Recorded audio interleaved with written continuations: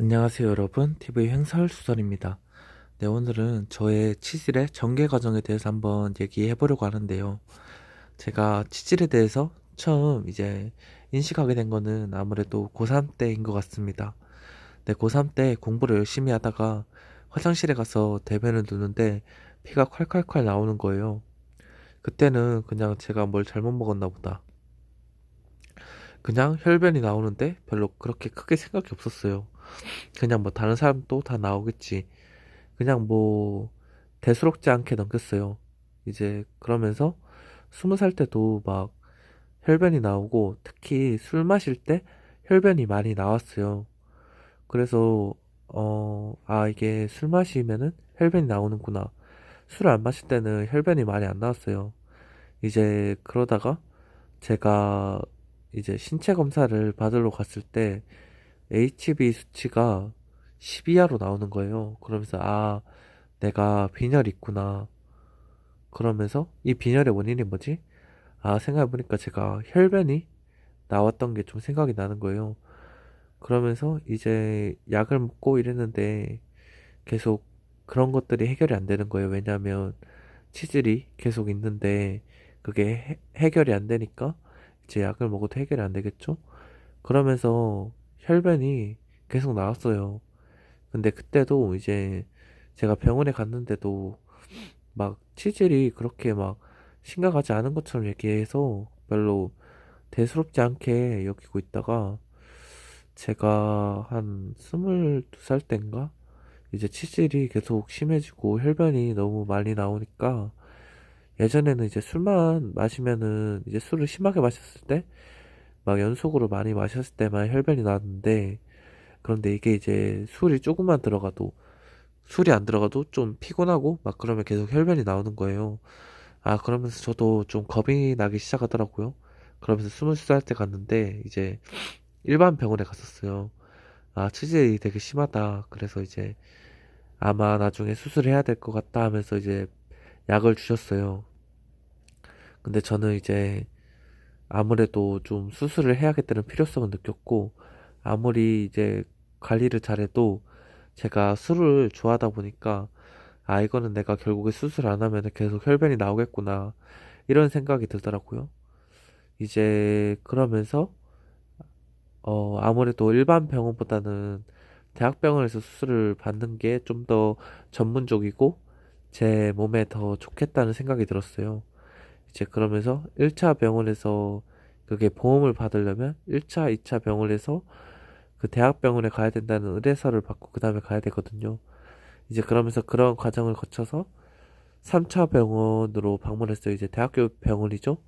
대학교 병원에 방문했더니 이제 상태가 심각하다고 얘기를 하면서 이제 그런데 수술을 하면은 막 그 수술하고 나면 아프다고 의사 선생님한테 막 따지고 그런 분들이 많나 보나요? 아, 많던가 봐요. 그래서 이제 의사 선생님이 이거 엄청 아플 수도 있는데 나중에 그런 부분 얘기 안 할 수 있겠냐. 이제 이거 수술하면 재발할 수도 있는데 그거 괜찮겠냐. 막 이런저런 최악의 상황이나 안 좋은 점들을 막 얘기해 주시더라고요. 근데 저는 애초에 수술하려고 마음을 먹고 간 거였으니까, 괜찮다. 수술 받겠다. 걱정하지 마시라 하고 수술을 받았어요. 이제 그러고 한 2주를 기다렸을까요? 그러고 이제 처음에 이제 방문을 했는데, 이제 1박 2일의 정도의 이제 입원 기간이 필요하대요. 그래서 그런 거 보호자 동반해서 사인을 하고, 이제 환자복 그거를 갈아입고 그 다음에 병상에 누워서 기다리다가 이제 제 수술 때가 와서 들어가서 이제 누워 있는데, 일단 먼저 제 더럽긴 하지만 똥꼬에 있는 털들을 제모를 하더라고요. 그 다음에 제가 한 30분 40분 누워 있었을까요?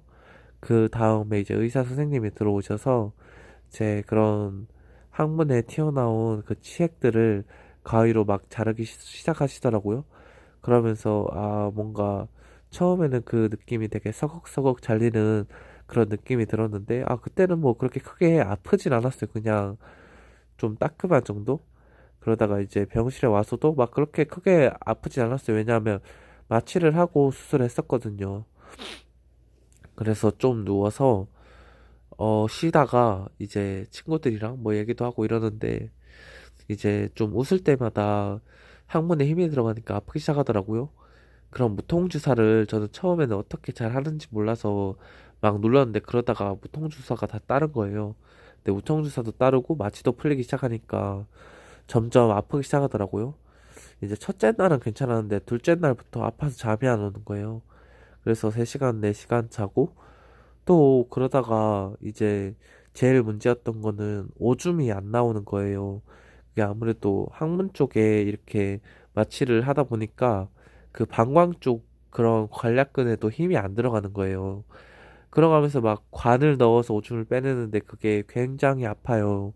사람마다 다르겠지만 저는 이게 요도가 좁다고 하더라고. 그러면서 그 관을 넣는데 되게 요도가 좁으니까 그 관은 큰데 아프더라고요. 그래서 오줌을 한 두세 번 빼낼 때 되게 아프더라고요. 그래서 수술을 하시기 전이면은 최대한 수술하기 전에는 물을 안 먹고 그 다음에 수술하기 전에는 소변을 다 비우고 그 다음에 수술을 하셨으면 좋겠다는 그런 마음이 또 들고요. 이제 그러면서 수술을 받고 퇴원을 하고 처음에 퇴원할 때는 너무 아파서 지하철을 못 타겠더라고. 그러면서 이제 택시에 누워서 집까지 앞까지 갔어요. 그래서 집 가서 일주일 동안 누워 있으면서 계속 죽을 먹고 막 정말 대변을 놓을 때는 유리 조각이 나오는 느낌이 들더라고요. 그러면서 아 진짜 너무 힘들다 하면서 누워서 계속 쉬다가 그렇게 2주를 거의 침대에만 누워서 보낸 것 같아요. 동생한테 이제 병 간호를 부탁하고 이제 그러다가 2주부터 좀 나아져서 이제 일상생활 좀 하고 한 달 지나고 나서부터 술을 좀 마시고 그렇게 상황이 좀 괜찮아지다가 지금은 완전히 괜찮아요. 뭐 대변 놓을 때 피도 안 나오고 술 마셔도 좀 괜찮은데 이제 가끔은 대변이 좀 튀어나왔을 것 같은 느낌이 들더라고요. 나오는 그런 느낌? 그런 느낌이 들 때는 또 손으로 이제 뜨거운 물에서 좀 밀어주고 아무래도 좀 뜨거운 그런 좌변력이 필요하긴 하더라고요. 네. 어쨌든 지금까지 제가 좀 취지를 그렇게 좀 하면서 생각해왔던 거를 적어봤는데요. 네, 또 뭐 궁금하신 점 있다면 이제 댓글 남겨주시면 감사하겠습니다. 이상 TV 행선수설이었고 구독과 좋아요 부탁드립니다. 안녕.